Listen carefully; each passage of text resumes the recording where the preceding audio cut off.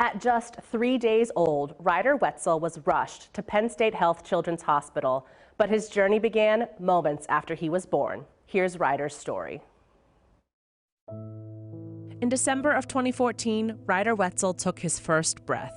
First-time mom Casey knew something was wrong. So after Ryder was born, he was put on my chest for skin to skin, and after a few minutes, he started making these grunting noises, and I got a bit concerned. I kept asking the nurses, why is he making these noises? Something's not right. The next day, they decided to do an echocardiogram, the ultrasound of your heart, just to rule things out. And there it was. He had critical aortic stenosis.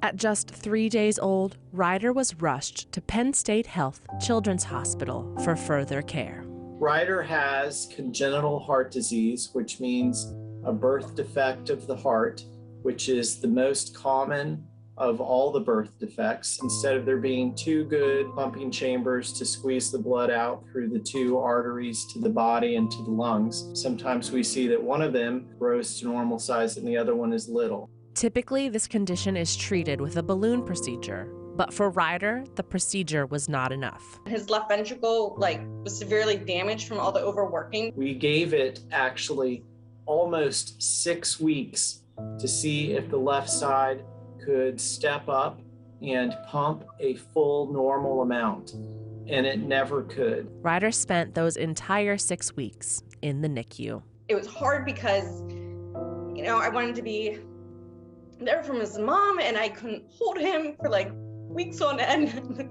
The next course of action was surgery, 3 separate surgeries, starting with a procedure called the Norwood. What that does is it essentially takes the two arteries that are coming out of the top of the heart and puts them together. So the two sides then pump together and they pump that blood out to the body. It's just hard to imagine. I mean, when you look at this tiny 6-pound baby that you just love so much, just to have their little tiny chest cut open and just how complex that surgery is, it was so terrifying. He did very well, and then had an extended stay in the hospital. Normally kids can get home after that first operation, but for certain reasons he did not. Because of Ryder's condition, doctors felt it would be best for him to stay in the hospital to prepare for his second surgery, the Glenn. Those months I was in the hospital, I just got to know Dr. Clark so much more. He would pop in all the time just to see how we were doing. And so I just gained more confidence. And he went on to have his second heart surgery at around 5 months of age.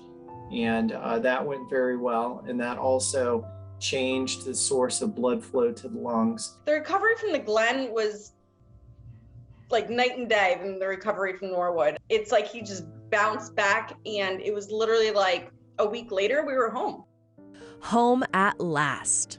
A few years later, at age 3, Ryder returned to Penn State Health Children's Hospital for his final operation, the Fontaine. So to reach that final stage of circulation, the second and third operations happen and rearrange the plumbing for blood flow to the lungs. For this surgery, Ryder was not alone. He had this little stuffed animal, this little hamster that he brought with him that we told him he was going to have surgery with him.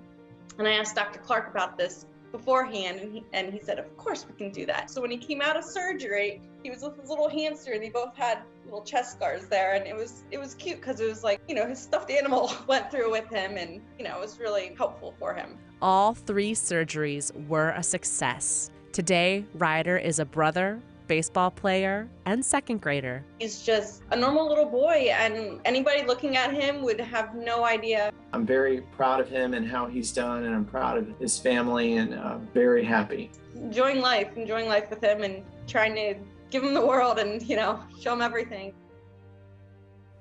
Ryder sees a cardiologist every year, and the Wetzels are still in contact with Dr. Clark and the staff at Penn State Health Children's Hospital. Each December, they visit Hershey to give donations to the Ronald McDonald House and spread holiday cheer to the NICU.